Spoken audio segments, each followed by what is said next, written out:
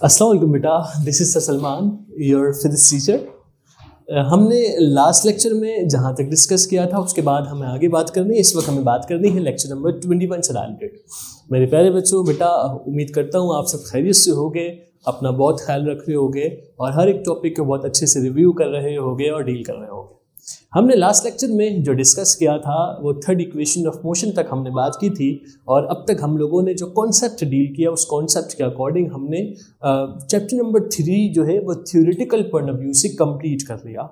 इस वक्त हमें चैप्टर नंबर 3 के न्यूमेरिकल्स को स्टार्ट करना है और न्यूमेरिकल से रिलेटेड हम बात करेंगे। सो पेज नंबर ओपन कीजिएगा 44, पेज नंबर 44 पे देखिएगा, न्यूमेरिकल से रिलेटेड हम यहाँ पे बात करते हैं। मेरे बच्चों बुक जल्दी से ओपन करें, page number 44, question number 1 and question number 2 से रिलेटेड अभी हम बात करते हैं। और क्वेश्चन नंबर 1 और क्वेश्चन नंबर 2 के बारे में बात करने से पहले आपको एक बेसिक क्रम बता देता हूँ, एक बेसिक पॉइंट बता देता हूँ। क्वेश्चन 1 और क्वेश्चन 2 जो है वो बेसिक कंडीशंस के क्वेश्चन नहीं है, वो सिंपल डायरेक्ट क्वेश्चन है। सिंपल डायरेक्ट क्वेश्चन है, मैं वर्ड रिपीट कर रहा हूँ, सिंपल डायरेक्ट क्वेश्चन है। और क्वेश्चन 1 और क्वेश्चन 2 से आपको जस्ट बेसिक कॉन्सेप्ट यहाँ पे एक्सप्लेन किया जाएगा और उसके बाद आगे के जो क्वेश्चंस आएंगे उस क्वेश्चन से आपको ये बताया जाएगा कि बेसिक न्यूमेरिकल डील कैसे करते हैं। तो 1 और 2 कोई कॉन्सेप्चुअल न्यूमेरिकल नहीं है, सिंपल डायरेक्ट न्यूमेरिकल है। दूसरी एक और बात ये कि मैं इन 2 क्वेश्चन के बाद फिर आपको पूरी फॉर्मूला शीट बनाऊंगा, क्योंकि मेरा तरीका है पहले फॉर्मूला शीट बनाऊंगा, कौन सा फॉर्मूले में कौन सा टर्म कहाँ पे यूज होगा, कैसे यूज होगा, उसकी कन्वर्जन कैसे होगी, वो सारी चीजें मैं समझाऊंगा। तो हम बात करते हैं न्यूमेरिकल से रिलेटेड। बुक ओपन कीजिएगा, पेज नंबर 44, पेज नंबर 44। अच्छा मेरे बच्चों एक बात याद रखना, हम जब न्यूमेरिकल को डील करते हैं तो पहले एक काम की बात, बिल्कुल इस बात को हमेशा याद रखिएगा, आप किसी भी जगह पर मौजूद हो, आप किसी भी इंस्टीट्यूट में मौजूद हो, आप स्कूल में हो, कॉलेज में हो, यूनिवर्सिटी लेवल पे मौजूद हो, या आप किसी भी इंस्टीट्यूट में मौजूद हो, किसी भी लेवल पे आप मौजूद हो, मेरी इस बात को हमेशा याद रखना कि जब कभी न्यूमेरिकल से रिलेटेड बात की जाएगी तो न्यूमेरिकल से रिलेटेड बात करने से पहले सबसे पहले फोकस कीजिएगा कि क्वेश्चन में आपका टारगेट क्या है, तुम्हें मालूम क्या करना है। जब तक तुम्हें ये नहीं पता चलेगा कि तुम्हारा टारगेट क्या है, क्वेश्चन तुम्हारे लिए तुम्हें क्वेश्चन समझ में नहीं आने वाला। बिल्कुल ऐसे ही एक एग्जांपल सपोज करो, मैं एक बच्चे को रोड के बाहर खड़ा कर दूं और उसको बोलूं जाओ, ये ना बताऊं कि कहाँ जाओ, तो वो बेचारा किधर जाएगा। उसको मैं बोलूं जाओ, वहां जाओ, उसको ये ना बताया जाए किस जगह पे जाओ। जैसे हमारे घर में खवातीन यूज करती हैं इस तरह के वर्ड, वहीं पे रखा होगा, वहीं पे देख लो, तो ये टर्म औरतें यूज करती हैं, वो मतलब एक्चुअल बात नहीं होती। तो फौरन हम सवाल करते हैं घर का वो कौन सा हिस्सा है बताएं जिसका नाम वही है। तो खैर वो एक अलग बात है। तो कहने का मतलब ये है, अगर मैं किसी एक बच्चे को बता दूं बाहर खड़ा करके आप जाओ, उसको ये ना बताओ कहाँ जाओ, तो वो बच्चा कहेगा कि किधर जाऊं मैं, कहाँ जाऊं मैं, उसके सामने 4 रास्ते मौजूद है, किस रास्ते पे जाऊं। तो उसके सामने कोई ट्रैक नहीं है, उसको कोई टारगेट नहीं बताया गया कि किस जगह तुम्हें पहुंचना है। लेकिन अगर मैं किसी बच्चे को कह दूं आप जाएं और एक जगह का मैं नाम बता दूं, आप 5 स्टार जाएं, 5 स्टार चौरंगी जाएं, तो अब उसको तो पता है उसे किधर जाना है, उसके सामने उसका टारगेट मौजूद है, तो वो उन 4 रास्तों में से उसी रास्ते पे चलेगा जो 5 स्टार चौरंगी पे जाएगा। तो इट मीन्स कहने का मतलब यही है, जब आप न्यूमेरिकल्स को डील करो तो फोकस कीजिएगा टारगेट के ऊपर। अब तुम्हें पता चल गया कि क्वेश्चन के अंदर तुम्हारा टारगेट क्या है, उसके बाद क्वेश्चन को रीड करना, फिर चेक करना गिवन क्या है। हमेशा याद रखना, जब कभी न्यूमेरिकल को डील करो, फर्स्ट टाइम जब रीड करना तो सिर्फ फोकस करना टारगेट के ऊपर। जो गिवन है उससे तुम्हारा मतलब ही नहीं है, कोई मतलब नहीं, कोई टेंशन नहीं है। टारगेट के ऊपर फोकस करना, जब वो पता चल जाए फिर क्वेश्चन को रीड करना और देखना अब गिवन क्या है। समझ आई बात? सो बोर्ड पे दिखेगा, मैं कुछ क्वेश्चन करके दिखाऊंगा आपको। बुक ओपन कीजिएगा, पेज नंबर 44 और न्यूमेरिकल नंबर 1। मैं क्वेश्चन बोर्ड पे भी लिख रहा हूं उन बच्चों के लिए जिनके पास बुक नहीं है। क्वेश्चन नंबर 1 में सवाल लिखा हुआ है 3.1। सवाल है find the time taken by sunlight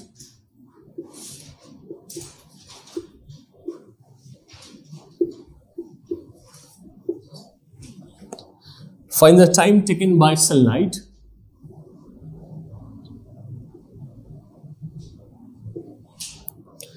to reach the ground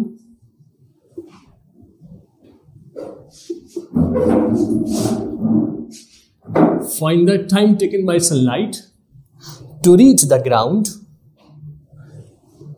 if the distance between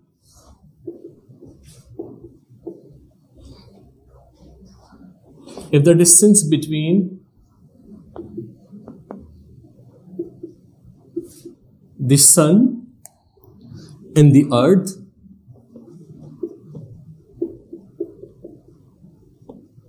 is 1.5 10 की power 8 kilometre. Velocity of light is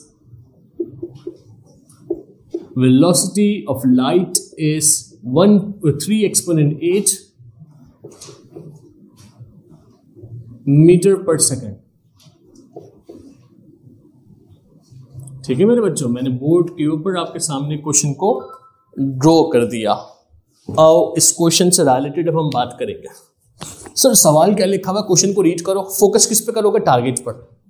लिखा हुआ find the time taken by sunlight to reach the ground if the distance between the sun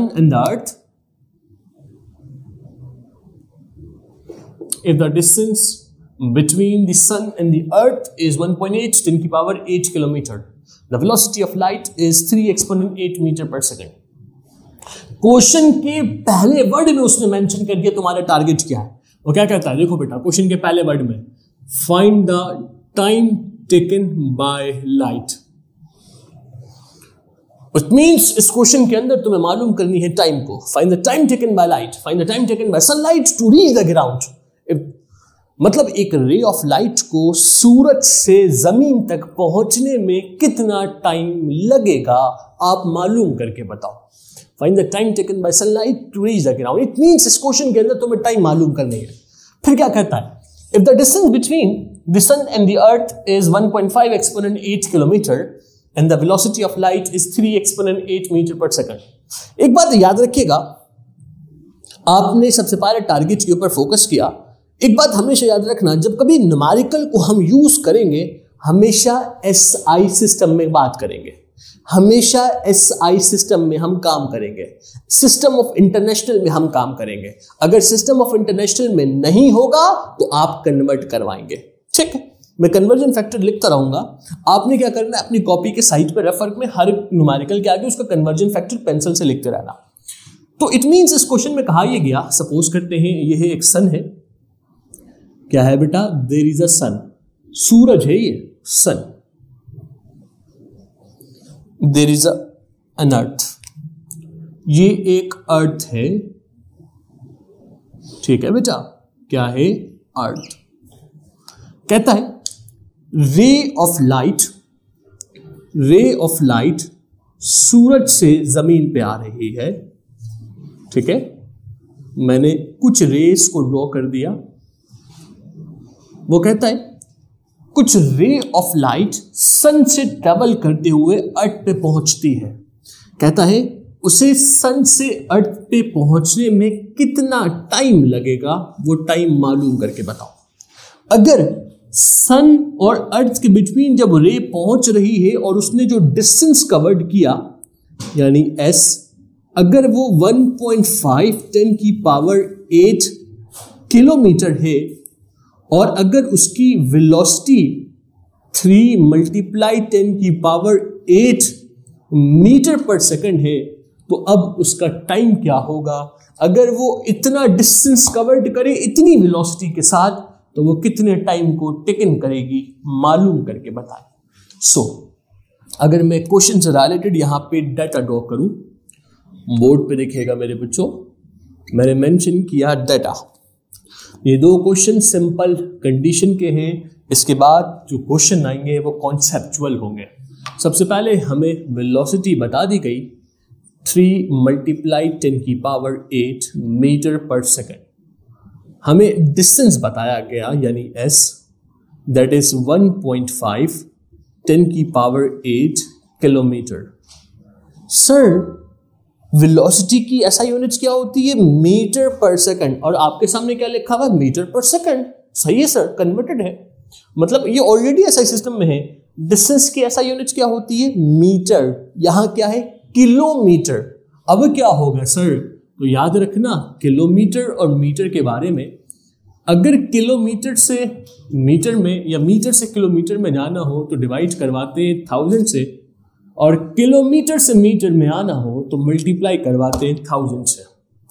तो आपको पता है आपकी unit kilometre है और आपको किस में चाहिए, मीटर में, तो हम किससे मल्टीप्लाई करवाएंगे, 1000 से।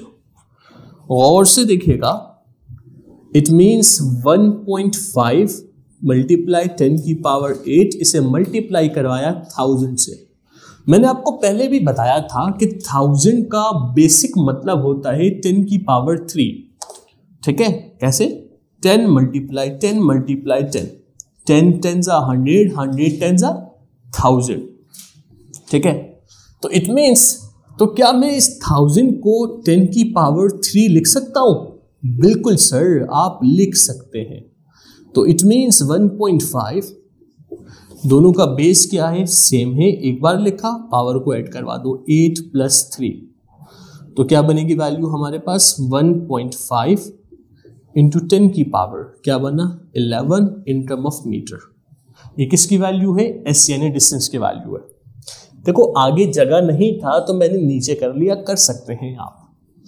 अब हमें इस क्वेश्चन में मालूम क्या करना है सर, हमें मालूम करना है यहाँ पर टाइम की वैल्यू को। इट मीन्स हमें टाइम मालूम करनी है, यानी टी की वैल्यू को हमें कैलकुलेट करना है। जिस वे से मैंने डाटा ड्रॉ किया, टू फाइंड की हेडिंग लगाई, आपने भी सेम मेथड से बिल्कुल काम करना है, अपना कोई जादू नहीं करना। Velocity given, distance given, time मालूम करना है। कोई कंडीशनल क्वेश्चन नहीं है, कोई कॉन्सेप्चुअल नहीं। मैं बार बार कह रहा हूं, मैं समझा रहा हूं, डायग्राम से भी मैंने बताई सारी बात है, लेकिन मैं फिर भी कह रहा हूं कॉन्सेप्चुअल क्वेश्चन नहीं है। आगे कॉन्सेप्चुअल क्वेश्चन मिलेंगे तो वहां पे बहुत डिटेल एक्सप्लेन भी करूंगा। अब बात करते हैं सर, यहां तो कोई सिंपल सी बात की गई, तो मैंने डायरेक्ट सिंपल फॉर्मूला यूज किया वेलोसिटी का। देखो जब कभी सिंपल बात की जाती है तो हम सिंपल डायरेक्ट फॉर्मूला यूज करेंगे वेलोसिटी का। v बराबर किसके होगा, s/t। v बराबर किसके होता है, s/t। मैं रिमूव कर रहा हूं, ठीक है। तो v बराबर है s/t के, मैंने सेम मेंशन किया। हमें मालूम करनी है t को, t डिवाइड पे था, अदर साइड पे ले जाओ, मल्टीप्लाई पे गया। ये v मल्टीप्लाई में था, अदर साइड पे लेकर आओ, डिवाइड पे आ गया। कोई confusion? No sir, t divide से मल्टीप्लाई में आया और v मल्टीप्लाई से डिवाइड पे आ गया। मैंने t को t लिखा, s की जगह पर 1.5 मल्टीप्लाई 10 की पावर 11, और v की जगह पे क्या लिखा, 3 मल्टीप्लाई 10 की पावर 8। कोई कंफ्यूजन? ना सर, बिल्कुल नहीं। अब सर हमारे पास तो सिंपल कैलकुलेटर होगा, तो ये 10 की पावर तो सिंपल कैलकुलेटर में नहीं होती, तो अब हम कैलकुलेट कैसे करें? परेशान नहीं हो, रिलैक्स रहो, सिर्फ बोर्ड पे देखो, अभी करके दिखाता हूं। मैंने यहां पे t को t मेंशन किया, लिखा हुआ है 1.5, मैंने 1.5 को सेम लिखा, डिवाइड पे क्या लिखा हुआ है 3, दोनों को अलग कर दिया।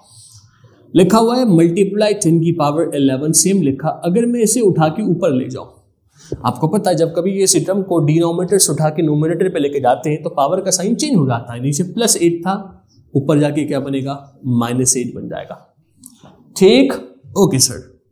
मैंने t को t लिखा, 1.5 को 3 से डिवाइड करवाए 1.5 को 3 से डिवाइड, सिंपल कैलकुलेटर में तो हो सकता है ना। यस सर, क्या वैल्यू आई, 0.5। ओके, कोई इशू नहीं। ठीक मेरा बेटा। इसके बाद मल्टीप्लाई, दोनों का बेस क्या है, सेम और मल्टीपल में है। मैंने रूल बताया था, बेस सेम हो मल्टीप्लाई में हो तो एक मर्तबा लिखना, पावर को ऐड करवा देना। It means t is equals to 0.5 multiply 10 की पावर +3। बोलो बेटा, क्लियर? Yes sir, clear. अब अभी मैंने आपको बताया था कि 10 की पावर 3 का मतलब क्या होता है, 1000। इसे मैंने 1000 लिख दिया। अब 0.5 को 1000 से मल्टीप्लाई करवाओ, वैल्यू क्या आ रही है, सिंपल कैलकुलेटर में हो सकता है 500 सेकेंड। देखो मैंने भी विदाउट कैलकुलेटर काम किया, कैलकुलेटर यूज भी नहीं किया। समझ आई बात? क्लियर? Very good. अब सर हमारे बुक में जो आंसर है वो तो मिनट्स में है, अब क्या करें? कोई गल नहीं, अभी करके दिखाते हैं। मैंने क्या लिखा है यहां पर बच्चों, देखें बेटा, कन्वर्टेड इनटू मिनट्स एक बच्चा कहता है सर एक बात तो बताएं। मैंने कहा पूछिए। सर अगर हम यहाँ पर ही छोड़ दें 500 सेकंड तक ही अपना काम छोड़ दें तो क्या कोई मार्क्स कट जाएंगे? नहीं बेटा, आप छोड़ सकते हैं। अगर आपको मैं टेस्ट में ये क्वेश्चन दूं और एक बच्चा पूरा मिनट तक करता है और एक बच्चा यहाँ तक काम करता है, मैं दोनों को सेम मार्क्स दूंगा, क्योंकि मैंने क्वेश्चन में कहीं नहीं कहा कि मुझे आंसर मिनट में दें। ये तो हम बुक का आंसर लाने के लिए कर रहे हैं, तो अब इसे मिनट्स में कन्वर्ट करवाते हैं। याद रखना बच्चों सेकंड और मिनट्स के बारे में, अगर कभी आपको सेकंड से मिनट में जाना हो तो डिवाइड करवाते हैं 60 से, और मिनट से अगर सेकंड में आना हो तो मल्टीप्लाई करवाते हैं 60 से। इस वक्त हमें सेकंड से मिनट में जाना है तो हम डिवाइड करवाएंगे 60 से। तो आपकी जो भी वैल्यू है 500, उसको हमने डिवाइड करवाया 60 से। चलो बच्चों डिवाइड करवाओ। Sir 8.33 minutes. सिंपल कैलकुलेटर में हो सकता है 500 को 60 से डिवाइड करवाओ, 8.33 मिनट्स आ गया। 8.33 मिनट्स। क्लियर? कोई कंफ्यूजन तो नहीं है? गुड। कॉपी करें।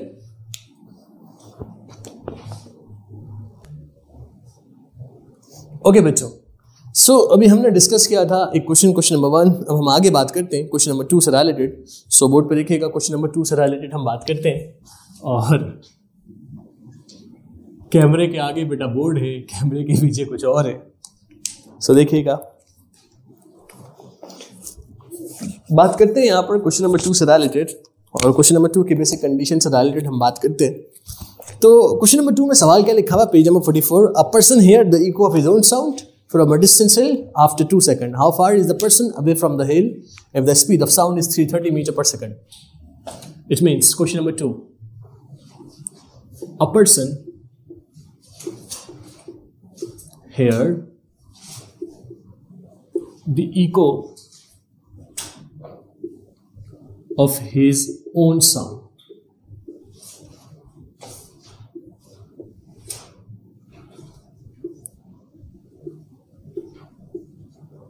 from a distance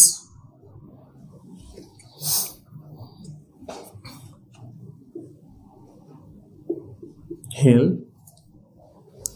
after 2 seconds.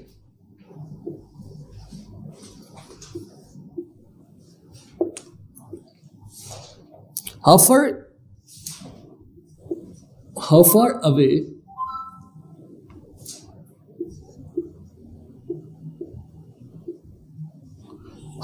away is the person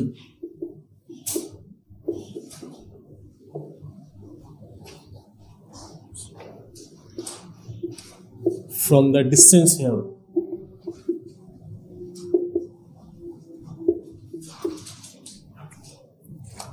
एक क्वेश्चन था क्वेश्चन नंबर 2, मैंने आपके सामने बोर्ड पे मेंशन किया, लगा हुआ है a person here the eco of his own sound. एक शख्स से अपनी आवाज को दोबारा सुनता है। इको क्या होता है sir? The repetition of sound. The repetition of sound is called echo. A person hear the echo of his own sound from a distance hill. वो कुछ बोलता है, उसकी आवाज आके दीवार से टकराती है, वापस आती है, वो खुद सुनता है। कहता है इस पूरे प्रोसेस में उसने जो काम किया वो अप्रोक्सीमेट, कहता है कि अप्रोक्सीमेट यहाँ पे जो टाइम टेकन हुआ वो दैट इज 2 सेकंड। अप्रोक्सीमेट यहाँ पे जो टाइम लगता है वो 2 सेकंड का टाइम लगता है। तो कहता है अगर speed of sound, if the speed of sound is 330 metre per second. एक बच्चा कहता है सर ये लिखा हुआ होता है 330 सपोज करें मीटर पर सेकंड, आप ऐसे लिखते हो, हमें तो इस तरह से लिख के दिया गया 330 मीटर सेकंड इनवर्स। ये क्या होता है? कोई बात नहीं, अब गौर से देखो, ये दोनों सेम होता है। कैसे? मैं दिखाता हूं। लिखा हुआ है मीटर पर सेकंड। अब बताओ सेकंड की पावर क्या है? कुछ भी नहीं तो +1। इसको उठा के ऊपर ले जाओ, क्या बनेगा? पावर चेंज होकर क्या बन जाएगा? -1। अब बताओ दोनों एक ही चीज लिखी हुई है। सो कहा यह गया a person here the eco of his own sound. Suppose करते हैं एक पर्सन है, एक शख्स है, एक हिल है, मतलब एक पहाड़ है, सपोज किया हमने। बेटा सपोज कर लीजिएगा, हंसने की जरूरत नहीं है किसी को। एक पर्सन है, तो